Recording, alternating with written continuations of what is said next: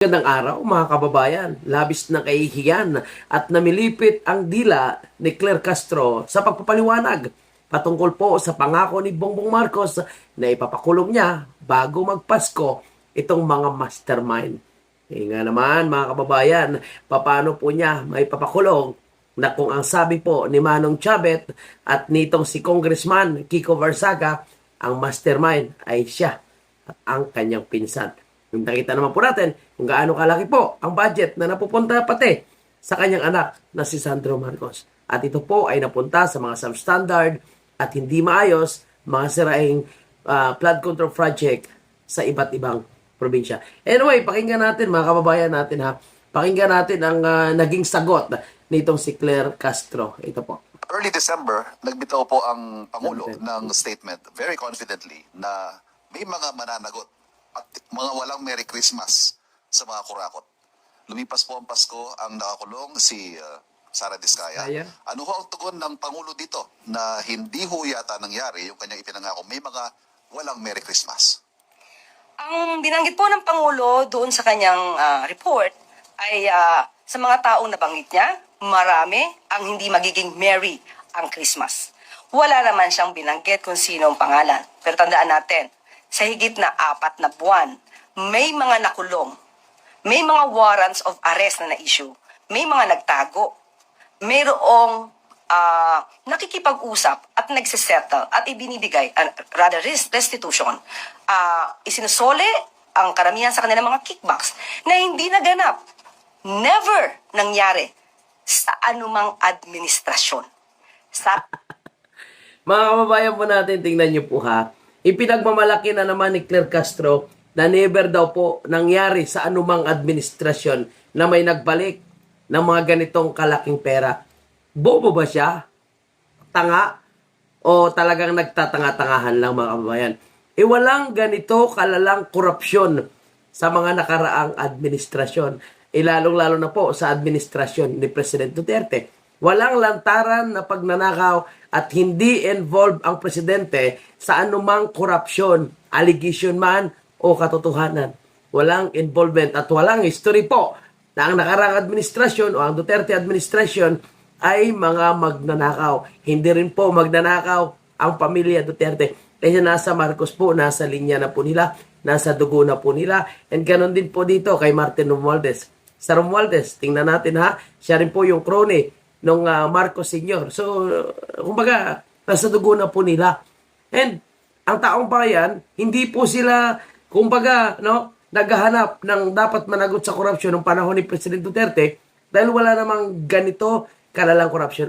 Aminin ko at aminin natin, mga kababayan, sa lahat ng mga administrasyon, hindi po mawawala ang korupsyon.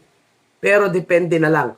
Kasi, sa mga nakarang administrasyon, particularly po sa panahon ni President Duterte, hindi po makagawa ng lantarang pagnanakaw ang mga politiko dahil mayroon po tayong tinatawag na Presidential Anti-Corruption Commission na pwede magsumbong ang kahit sino mang ordinaryong Pilipino para paimbestigahan ang nakikita nilang posibleng may korupsyon na proyekto ng mga politiko.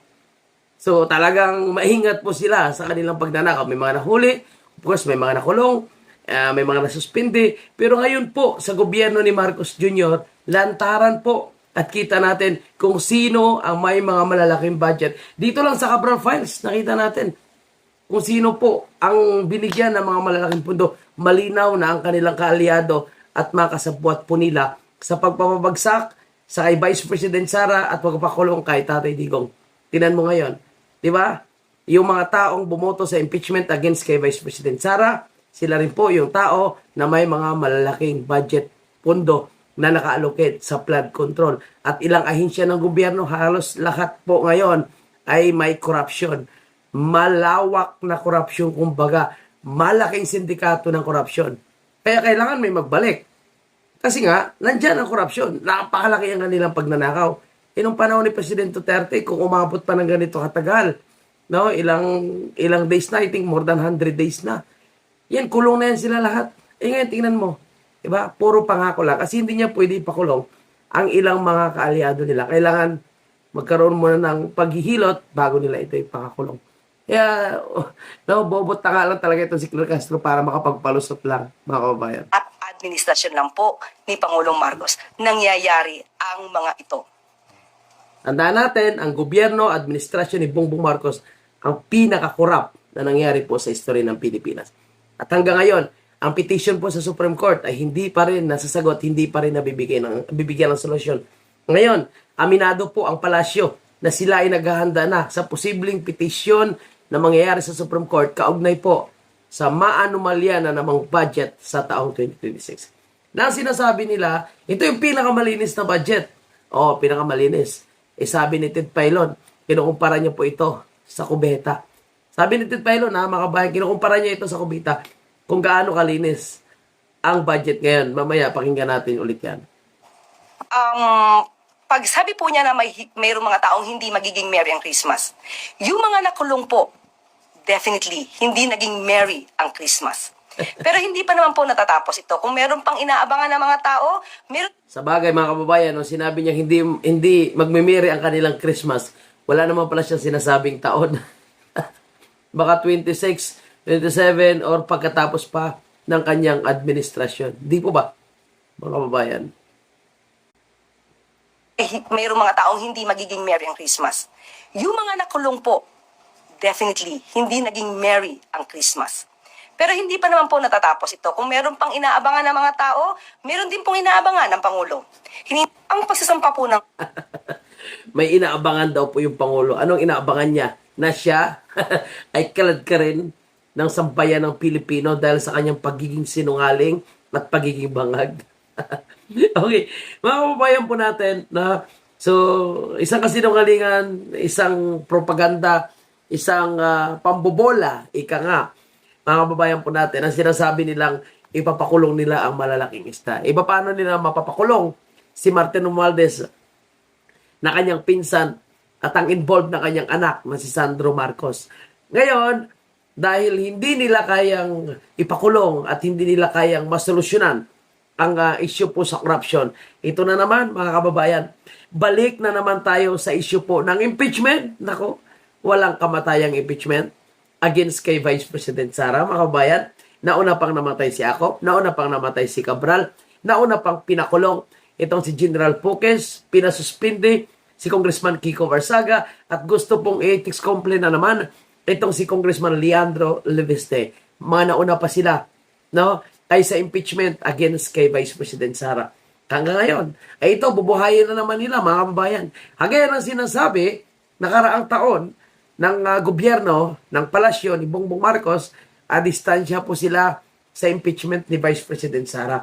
Pero kung tanungin sila, ay nagre-react po sila na obvious na talagang sila ang nasa likod ng impeachment na ito. Tandaan natin, mga kabayan, kung ano man ang ginagawang aksyon ng Senado at ng Kongreso, hindi po yan mangyayari kung walang patnugot, patnubay ng presidente, particularly po sa usaping impeachment. Presidente ka, ayaw mo makialam sa impeachment, ayaw mo magkagulo, ayaw mo na may impeachment na mangyayari. Bakit hindi mo sitayin ang mga congressman? Bakit hindi ginagawa ni Bongbong Marcos? Kasi sila yung utak. Kaya deny pa more. Unang impeachment complaint ng anumang grupo ay hindi po ito sakop ng Pangulo. Sa kasalukuyan. Siyempre, no, i-deny nyo talaga yan. Kasi kayo ang nuknukan ng kasinungalingan. Lukuyan ay wala po na pag-usapan sa anumang meeting ang patungkol sa impeachment laban kay Vice Presidente. Pero ang tugon ng Pangulo sa lahat, ito po'y para sa lahat, ang dapat managot ay dapat managot. Hindi po magkakaroon ng pagkakaisa kung may naiiwang issue na dapat na sagutin. So, Yan. Yan ang issue na nasa inyo ngayon. So, dapat ipaliwanag nyo ng maayos yan, saan nyo dinala ang mga ginto, saan nyo pinagbintahan, ano ang nangyari po sa pera na kinuha nyo sa PDIC, ano ang nangyari po sa pera na napunta sa Maharlika Investment Fund, ano ang nangyari sa pera na pinagnanakaw nyo, saan nyo mali-malit ang pera. Yan ang issue na dapat masolusyonan. Hindi nyo masolusyonan yan. Kaya tingnan nyo, ang tao galit na. Anong mangyayari dito? Palagay nila, kung sakaling gusto nila ipakulong daw ngayon si Chavit Singson, palagay nila masolusyonan ang galit ng taong bayan, kakalma ang tao. Ginawa nila kay Pukis, dagdag na naman yan galit. So ngayon, mas marami na po mga general retirado ang nag-aalboroto ngayon. At sinasabing magkakaroon pa ng one-time, big time. Naku po, mga kabayan po natin. At kung totoo yung hula na hindi matatapos ni Bongbong Marcos ang 2026, paano na yan, Claire Castro? Sabi ni Manong Chavez, sabi niya sa history na ito, 40 years is history. So hanggang 40 years lang talaga. Si Bongbong Marcos mukhang magwawakas na pala. Kaya ako naman nakita ko sa galit ng tao, talagang makonsolidate po ito as one group na magsasalita, magmamarcha patungo sa Malacanang. Sinabi na ni Manong Chavez yan. Ngayon, tinatakot nila si Manong Chavez. Sabi nila, yung panghihikayat ni Chavez na gumawa ng isang malawakang peaceful rally inciting to sedition daw. So, kakasuhan din nila. Okay, abangan natin yan. Di ba? So, impeachment. Nako, impeachment ito. Sa ngayon, muli, hindi po sakop ng Pangulo kung sino man po ang magsasampa ng impeachment complaint laban sa Vice Presidente. Pero wala po ba siyang power na kausapin magandang tanong yan. yung sa Kamara para naman maiwasan na ulit yung kagaya ng nangyari since parang yung impeachment against BP Sara last year, 2025, parang it's a failure impeachment. Failure impeachment. Di ba? Hindi nila matanggap na failure of impeachment. Patunay lang na sila yung nasa utak. Di ba? Ito yung sinasabi natin. Yung isda ay hindi talaga nahuhuli sa buntot. Ayan sa bunganga. Tingnan nyo po yung reaction ng isang bayarang tuta na si Claire Castro. Ulitin natin ha. Pili natin. On our part, we cannot say that it's a failure impeachment. There's still an ongoing pending case before the Supreme Court. Well, anyway, muli sasabihin natin, ano man ang mangyari. Nahalata niyan. Oops. Mukhang nabisto ako dito na kami yung nasa likod Kasi bakit ganun yung reaction ko sa failure? Failure naman talaga. Kasi hindi nyo na-impeach si VP Sara. Di ba? At ang Supreme Court na mismo ang nagsabi na from the start, mali yung impeachment na ginawa kay Vice President Sara. So failure. Kasi kung successful, di sana na-impeach. Dahil hindi natuloy, nahantong sa Supreme Court, ibig sabihin yan, talagang failure. O hindi nila matanggap. Kasi, gigil na gigil po ay yung mga putang inang ito na i-impeach ang ating mahal na Vice Presidente. Nangyari po tungkol sa impeachment, yan naman po ay nasa jurisdiction po ng Kongreso at kung sino man po ang magsasapa ng kaso na yan ay hindi po makikialam ang Pangulo. But muli, ulit-ulitin natin, ang Pangulo po, ang nais po niya, managot. Linawin lang po natin, may Managot ang dapat managot. Kaya ikulong si Bongbong. Mga kabayan po natin. Okay. Sa dami ng issue mga kabayan po natin at hindi pa rin na-resolba itong issue ng flood control na ito, siyempre, si Bongbong Marcos hindi pa rin umamin na adik at ayaw pa rin mag-fire follicle. So dito tayo sa flood control mga kababayan, kung saan sinasabi nila na wala na daw pong budget itong flood control. Pero tingnan nyo po mga kababayan inamin mismo nila ngayon na may budget ang flood control. budget pa rin po ba sa control project for this year? Kung meron po magkano, if there is none, paano po ang gagawin ng Pangulo para po matugunan yung mga malawakang pagbaha na kumitil sa buhay ng ating mga kababayan at sumira po sa mga ari-arian, ganyan din sa agrikultura at sa infrastruktura? Mayroon pa rin tayong budget for flood control but specific for the foreign assisted project only. That's around 15.7 billion. So, because mayroon na tayong mga kontrata na dapat sundin at dapat ma-implement yung project according to the plan as far as the project is concerned. Ano pong mga particular na mga flood control projects itong mga to? Right now, I don't have, pero we can, anyway, we'll publish naman na yung ating GAA so you can browse it to our GAA. What are those flood control project under the foreign assisted project? So right now, I don't have a copy of that specific project for flood control. Kahit isa lang po, wala po kayong natatandaan. Okay, this yung Sinasabi nila mga kababayan po natin na zero budget na yung flood control. O ngayon, aminado po sila na may budget naman talaga ang flood control na ito. At pilit pa nga po nila, mga kababayan po natin, in-insert itong farm to market road na nakikita po ng karamihan ng mga eksperto na dito na naman po nila huhugutin ang mga anomalyang pagnanakaw po nila. Department of Education po, yung may pinakamalaking budget na mahigit 1 trillion sa kabuuan, mga kababayan natin. And yung sinasabi ni Amy Marcos, ito, okay, alam ko yung iba nakapanood na po nito. Pero tingnan niyo po yung sinasabi ni Amy Marcos, mga kababayan, patungkol po dito sa usapin po ng mga budget na pinagcha-chop-chop po nila. Grabe, no? Budget ginawang giniling pala, mga kababayan po natin. As in giniling. Kasi po, pinagcha-chop-chop nila yung iba't ibang pondo. Alam mo kung saan sila nag-focus na naman, sa ayuda na naman. Talagang binuhusan naman nila ng napakalaking pondo ang ayuda. Ito, panoorin natin si Manang. Puro tinawag na pork ang pork barrel dahil madalas talaga namang binababoy lang ng ilang babatas ang pondo natin. True to life story. Ang pondo, parang karne. Tinatagtad, pinaparte-parte. Tama ka dyan, ate. Pag malalaki ang tipak, mahirap isilid. Parang pork barrel. Kaya ang ginagawa, hinihiling. Para di halata. Para mas madaling subahin. Itong isang ito, parang pinaltasan. Tinimbang, ngunit kulang. Eto, Tinimbang, ngunit parang kulang. KOTR, Foreign Assisted Project. Sa original, nasa 121.5 billion. Pagdating sa budget, 49.2 billion na lang. Ay, Saan? Parang sinigang na walang sabaw. tama, 72.3 billion ang binawas.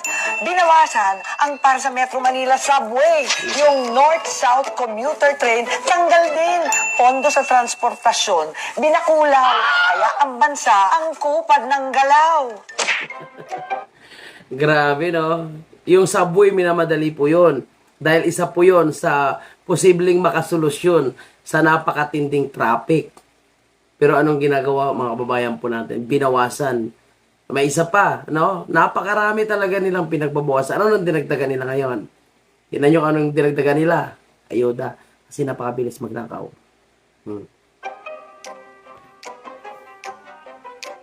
Ayan na naman. DPWH Foreign Assisted Projects. Kasama na dyan yung mga pumping station ng Metro Manila, Pasig Marikina Spillway, yung Cavite Bataan Tulay, Negros ng mga tulay. Nako, 70 billion sa original. Naging 17 billion na lang ngayon sa budget. Isa pa yan. From 70 billion, naging 70 na lang. So, anong masahan natin? Anong mapagawa nila mga tulay dyan? Mga bagong kalsada. Kasi talagang pinagbabawasan nila. Saan nila pinaglalagay? Kaya konting ulan, baha. 52.3 billion ang nawala. Kaya ang proyekto, matabang. Parang sinigang na lasang nilaga. Parang adobong maputla. Pero syempre, kung may kaltas, may dagdag. Wow! Farm to market road. Yan Yung ang dati, matindi. 16 billion. Eto na, 33 billion. 17 billion ang nadagdag. Nako ha? Farm to pocket na yata yan, manang. Uy, ano to? Presidential assistance to farmers daw. Wala naman to sa plano, zero. Nako, sa budget, 10 billion. Isipin mo, ito naman, tupad. Lumaki ng todo-todo. Dati, 14 billion to. Isipin mo, naging 25.3 billion. Dinagdagan, 10.8 billion. Say mo, ito, ano naman to? Ang mahiwagang AIX ng eleksyon ng DSWD. Dinagdagan mo naman ng 36.8 billion. At ang ngayon, jackpot, 63.895 billion. Laban ka, maipit na DOH. Naku, nakakatulong nga sa tao maninikluhod ka naman sa mga politiko. 51.647 billion. Eto, LGSF, local. Tingnan nyo po mga kababayan po natin. Ang laki ng mga dinagdag nila sa tupad, sa AX, sa MAEF. Dahil yan po ay dumadaan sa kamay ng mga politiko. Sila po yung nagbibigay ng mga recommendation sa mga nasasakupan po nila para makakuha, maging benepisyo ng mga proyekto ng gobyernong ito. Itong ayuda na ito. Itong tupad, AX and MAEF. Tingnan nyo. Pero yung mga long-term solution para magkaroon po tayo ng mga investors, maipsan yung traffic, pinagbabawasan po nila ang pundo. Kasi nga, ang gusto nila pa rin is pagnanakaw pa rin. Farm to market road. Grabe po yung corruption yan.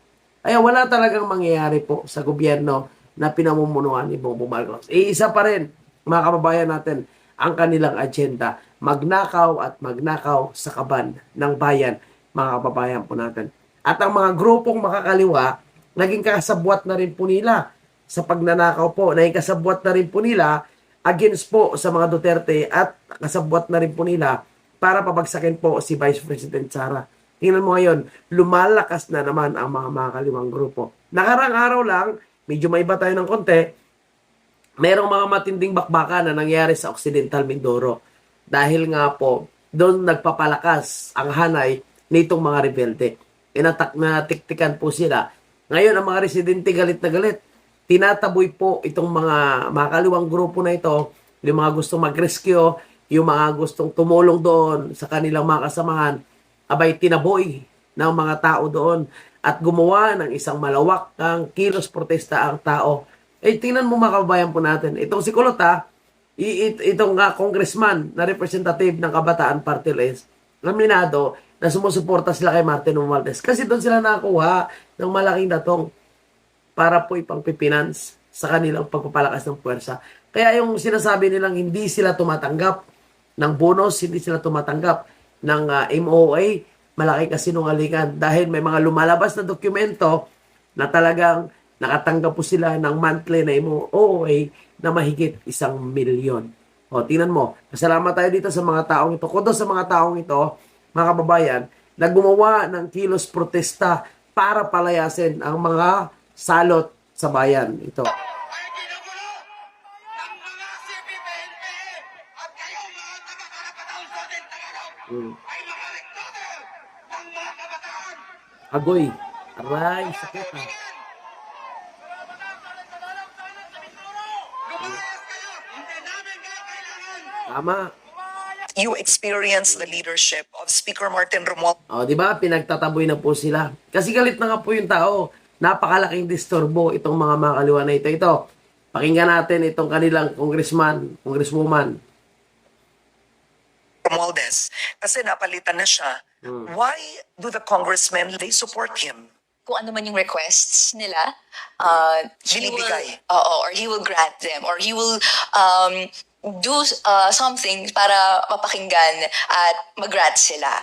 No? I guess that went how it was nung 19th Congress. That's why they had his support. Ngayon, nagkabukingan na mga kababayan po natin. Nalaman natin ngayon, no, kung bakit todo suporta itong si Kulot na ito, itong mga makakaliwang grupo kay Martin Romualdez. Malinaw na, no, na sila ay nakikipag-meeting doon kay Martin Romualdez para papagsakin po itong si Vice President Sara. Pero dahil hindi po sila nagtatagumpay, mga kababayan po natin, ngayon, no, mukhang binabawi na po nila ang kanilang suporta kay Martin Romualdez at mukhang, no, si Bongbong Marcos ngayon ay isa na sa gusto nilang ipatanggal. Gusto daw nilang pabagsakin ang gobyerno ni Marcos Jr. Pero mantakin mo mga kababayan na, yung mga grupo mga kaliwa, grabing sigaw niyan, bagsakin ng gobyerno, no? At yun lang yung wala sa kanila ngayon. Dati, ang presidente yung pinaparesign. Ngayon, dahil Duterte ang presidente, Duterte ang vice president, hindi pa president. Sunod, no? Ang gusto nila ngayon matanggal is vice president. Ayaw na nila matanggal si Bongbong Marcos. So, tinan mo kung paano sila ka-plastic, no? Ipokrito. Na kunwari, para sa bayan, lumalaban para sa bayan. Pero tingnan mo kung sino po yung kanilang pinoprotektahan. Sinasabi nilang lumalaban sila dahil corrupt ang gobyerno. Sa haba-haba ng panahon, no? 50 years, more than 50 years na po silang lumalaban, mukhang lumalabas lang po ang katotohanan na sila yung tunay na corrupt. Dahil hanggang ngayon, hindi po nagtatagumpay ang kanilang grupo. Lalong-lalo na po, na wala na po yung kanilang leader. Wala naman pong transparency sa hanay ng mga makakaliwa na yan. Ginagamit lang po nila yung mga kabataan para sa kanilang maling ideolohiya para sabihin na kalaban natin ng gobyerno. So, totoo lang hindi natin kalaban ng gobyerno. Yung kalaban lang po ng taong bayan ay itong corrupt mga magnanakaw na umubos sa pera ng taong bayan. Nakalungkot lang kasi kung sino po yung lumalaban, kagaya ni Manong Chabet, no, ni General Poques, ni Congressman Kiko Barsaga na lumalaban sa korupsyon, sila po yung pinag-iinitan ng Marcos administration. So, nanawagan po si Manong Chavez ng isang one-time, big-time na rally po. Ngayon gusto nilang kasuhan na inciting to sedition. Anong ginawa nila kay Cabral? Pinatahimik kasi ayaw nila na malaman ang katotohanan. Kiko Barsaga, ngayon kay Congressman Leviste, ang pinapalabas nila na fake naman daw po ang kanyang mga hawak na Cabral files. Paano maging fake? Igaling mismo kay Cabral, paano maging fake? Sinasabi mismo ni Mayor Magalong na siya din po ay may kopya sa mga dokumentong ito. Kaya kahit hindi pa makinig itong si Browner sa panawagan ni Gob Singson, ni Manong Chavez, yung taong bayan na po yung magdedesisyon. O paano po, no, kapag ang taong bayan na magdedesisyon, ano kayang gagawin ng mga sundalo natin? Kaya nilang barilin yung mga taong magkumarcha papuntang Malacanang. Kayang barilin ng mga pulis ang mga ordinaryong tao. Tingnan natin mga bayan. Dahil sa galit ngayon at talamak na po na pagnanakaw na ginagawa sa gobyerno ni Marcos Jr. And hindi pa nga na-resolve ang issue ng 2025 o mayroon na namang 2026 na kailangang applyan ng petition. No? Walang katapusan mga bayan po natin. Kaya sana maawa si Bongbong Marcos sa sambayan ng Pilipino at umalis na po siya dahil ito lang ang nakikita nating solusyon. Ang investors ay babalik, yung tourism ay lalakas kapag malaman nila na Duterte na naman ang president at mayroon na namang peace and order sa ating bansa. Wala nang talamak na kidnapping, droga, krimen, mga kabayan, na noon ay inubos ni Tatay Digong. Kaya mabuhay po ang mga Duterte, mabuhay po tayo mga Pilipino. Maraming salamat sa inyong walang sawang pagsusuporta. Thank you. God bless and mabuhay po ang bansang Pilipinas. Hanggang dito na lang muna. Palike ng video ito.